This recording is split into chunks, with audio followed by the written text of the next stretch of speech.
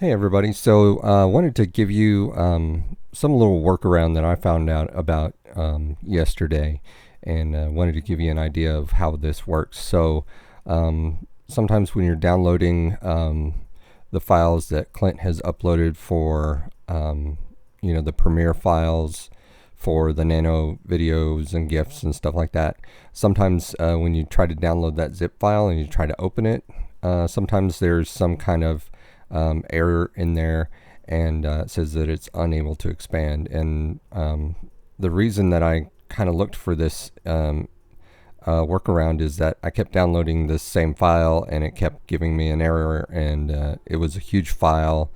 It was like almost 9 gigabytes, 9 gigabytes. And it was taking a few minutes to download, and I didn't want to have to go through that step again. So I was like, is there any other way to try to unzip it?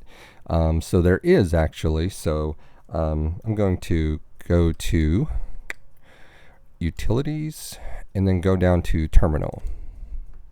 And it's a pretty easy solution. So I'm going to go ahead and click OK there. And basically it's unzip space, and then just drag that file over that you're trying to unzip, and then just hit return. Whoops. Then hit return.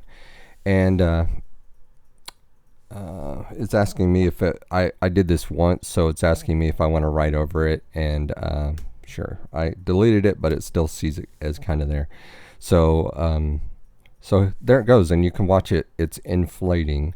And so let's see where this file is ending up. It's actually ending up in, I think you can point it to a direction, but here's where it's been ending up, is under users, and then your username in under your home directory, and then go to there it is, one money transfer send.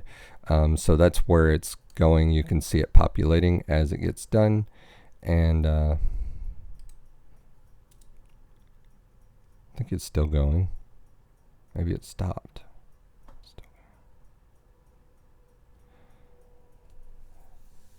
Okay, I thought there was an issue, but there wasn't. So you see it populating now, and so everything kind of ends up in that folder, and then you can just open it up from there, or you can, put it on your external drive if you've got one, or move it wherever you need to move it. But yeah, that's how it opened up, and very simple to do. Just takes a little bit of basically just finding where it's ending up, and yeah, that's it. So if you need to work around that, if it just keeps throwing up roadblocks, and it's a huge file and it takes a while to upload, just run it through that terminal and give it a shot.